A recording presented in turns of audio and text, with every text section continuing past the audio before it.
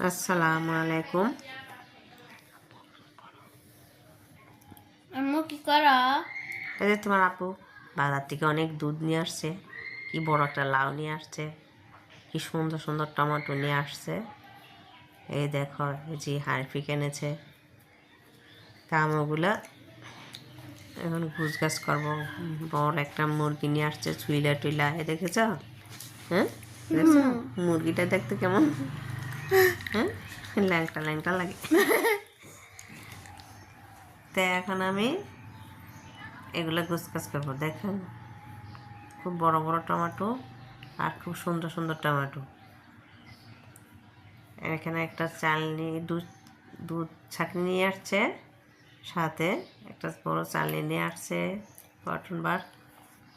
এক কথায় মশলা দিলে অনেক সুন্দর বাজার করেছে। আর এমনিতে আমার সাহেব মশলা দিলে সুন্দর সুন্দর বাজার করে। তা আমার সাহেব যে খুব সুন্দর সুন্দর বাজার করে, এই জন্য ভিডিওটি আপনাদের সাথে শেয়ার করলাম। এখানে আমি দুধ ছেঁকে নিয়েছি। এখন 1 লিটার বোতলে পরে 4 লিটারের মতন ফ্রিজে রেখে দিব। আর 1 কেজির মতন আজকে জাল করে নেব স্যারি খাওয়ার জন্য। আমার সাহেব সবসময় জুমার দিন আসলে এইভাবে বাজার করে।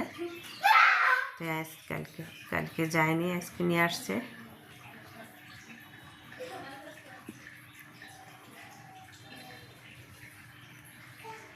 আর এখন তো আজকে তো 17 রোজা, রহমতের দিনগুলো শেষ, সেগুলো মাগফিরাতের দিনগুলো শেষ হয়ে যাচ্ছে। সবাই সবার জন্য বেশি বেশি দোয়া কালাম করবেন, দোয়া করবেন। আল্লাহ যেন আমার মুসলমান জাতিকে তার ইবাদত বন্দেগী বেশি বেশি করার তৌফিক দান করেন। পাপ কাজ থেকে বাঁচায় রাখেন।